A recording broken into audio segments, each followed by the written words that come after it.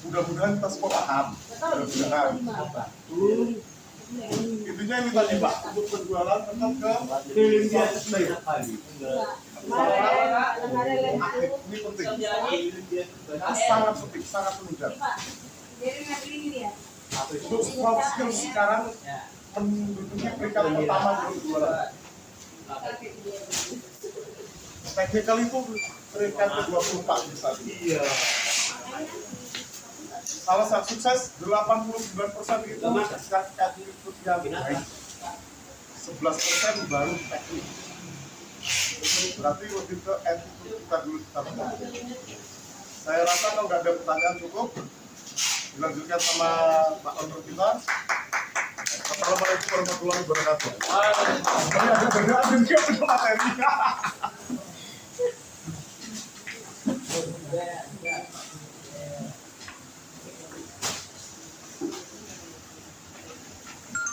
Sekarang soft skill gitu yang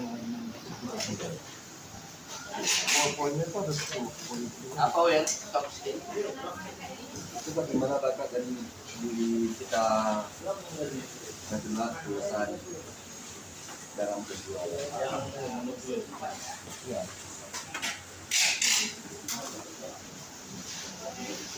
Iya, itulah yang perlu dilawan. Bentar ya. Lalu ketika penjual Warahmatullahi wabarakatuh. Waalaikumsalam. Jadi supervisor kita tadi sudah menyampaikan tips jago jualan itu soft skill, proaktif, keren. Jadi kalau bicara jago jualan itu kalau kita bahas semua 24 jam nggak habis-habis bicara jago jualan. Jadi saya mengimplementasikan pengalaman saya karena saya pribadi dari kelas 4 SD sudah berjualan sampai sekarang. Jadi mungkin sudah dari umur 10 tahun. Jadi 30 tahun saya sudah berjualan. Jadi tips jago jualan. Ada penghapus ya.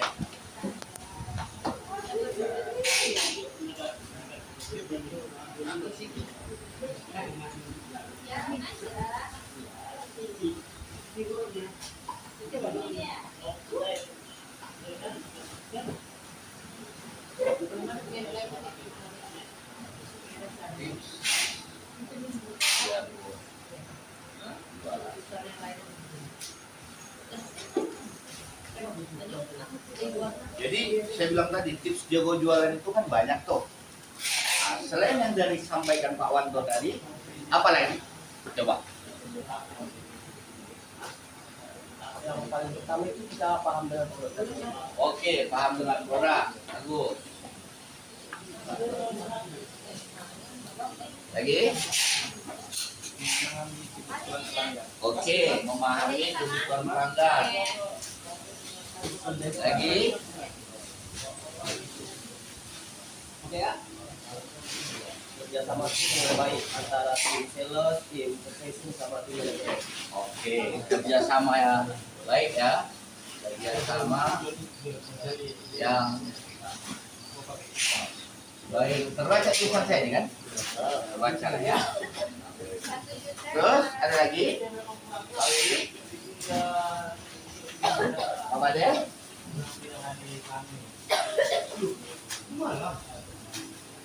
Bagus, semua bagus.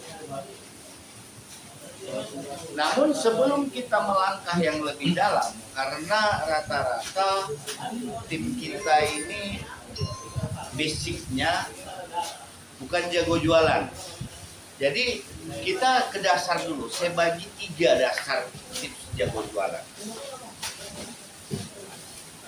Yang pertama, jadi sesuatu itu kalau urutannya benar, hasilnya akan efektif.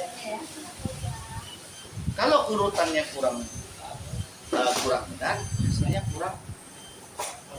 Pertama, komunikasi yang efektif.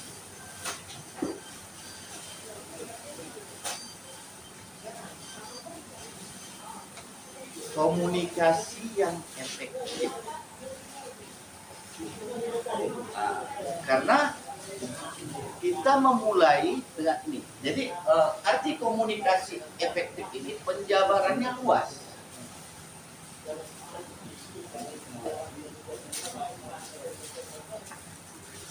Ada yang bisa menjabarkan komunikasi yang efektif? Oke, saya lanjut. Efektif, arti kata efektif terlalu berlebihan tidak, terlalu kurang tidak, terlalu tinggi tidak, terlalu rendah.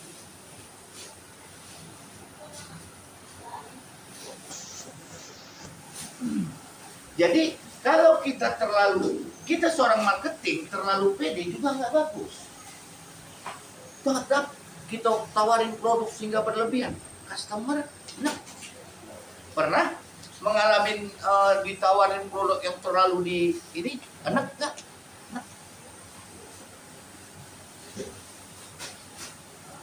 Jadi ini merangkum nih, kita paham produk.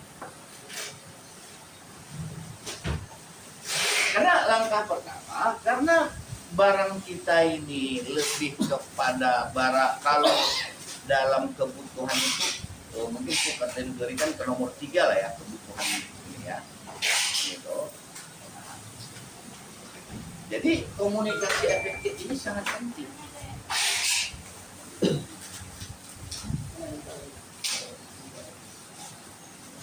Jadi pahami efektif.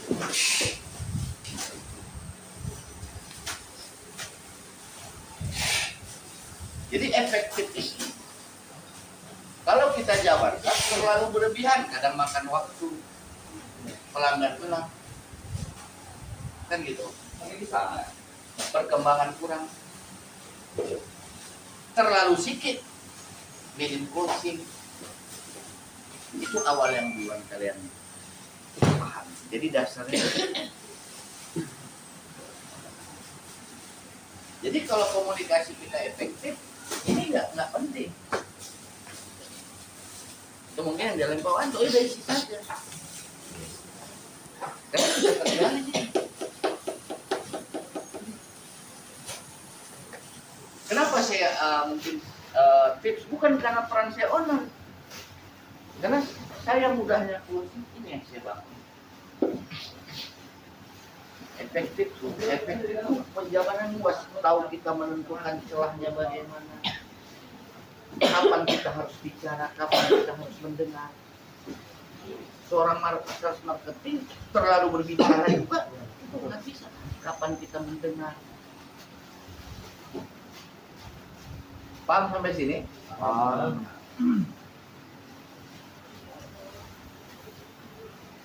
Yang kedua, yang gak bahasa Inggris ya, tadi Pak Wanto main bahasa Inggris ya, saya main bahasa Inggris dulu. Iya. Building relationship. Ada yang tahu apa artinya? Membangun relasi atau membangun hubungan. Mantap. Setelah kita terjadi mengatakan komunikasi, terjadilah nanti pertemanan, kan gitu. Setelah itu kita bangun hubungan.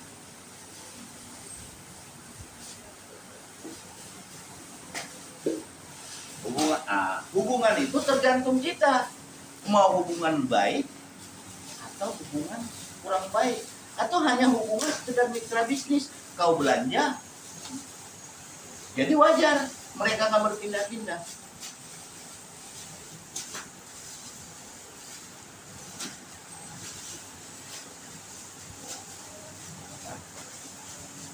Kira-kira membangun hubungan itu Pak Weri gimana? Kalau dari diri sendiri sih bang, memang kita kan manusia, ada masalah kita, ada masalah itu. Kadang-kadang kan pelan kita kan banyak dengan sifat yang lebih ya karakter yang berbeda. Nah, karena kita sudah membangun hubungan dengan baik sama teman, pelanggan itu kan karakternya ya kayak gini, jadi kan kita tuh jadi malas untuk melayaninya jadi. Ada lagi? Ada lagi? Membangun hubungan? Dengan kita lebih aktif berbicara sama marketing atau Target ya, kita bicara dengan target aja. Oke. Sudah, kelompok. Dan membangun hubungan yang efektif biasanya bagaimana cara sales atau marketing dia bisa menciptakan solusi ketika pelanggan kita memiliki problem. Bagaimana cara kita berinteraksi, bagaimana cara kita berkomunikasi di luar jam kerja kita. Kita lebih bisa memberikan saya.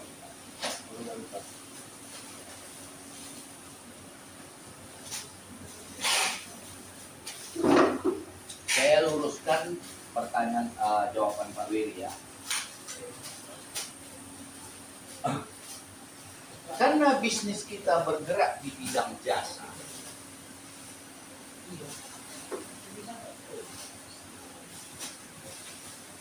Saya lurus. Karena bisnis kita bergerak di bidang jasa. Jadi jasa itu memerlukan karena kita bukan orang produksi. Oke, Pak Wiri memberi